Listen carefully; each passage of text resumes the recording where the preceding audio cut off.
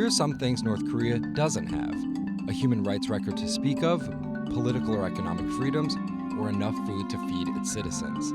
Here's what North Korea does have: a nuclear weapons program and an unpredictable young leader whose finger is on the button. Are North Korea's nuclear threats something to fear, or just saber-rattling from an isolated nation? So here's the situation. On January 6, 2016, a 5.1 magnitude earthquake was detected here.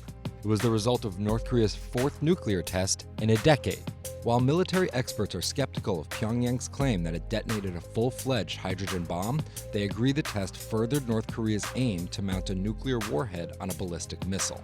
The United Nations and the U.S. once again responded to the threat with even more sanctions. And we need to dial up our own sanctions and toughen sanctions enforcement, and that's exactly what this bill does.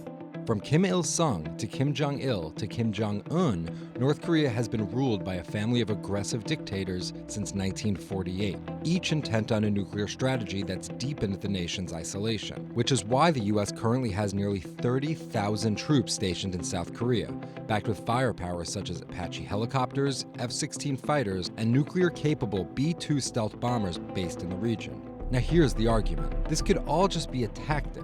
North Korea has a long history of escalating and then de-escalating hostilities in order to broker economic and diplomatic concessions. South Korea, with support from Japan and other nations, will bear most of the cost of providing North Korea with fuel to make up for the nuclear energy it is losing. Which leaves the U.S. and the world in a tricky position. Most diplomatic situations call for a carrot or stick approach.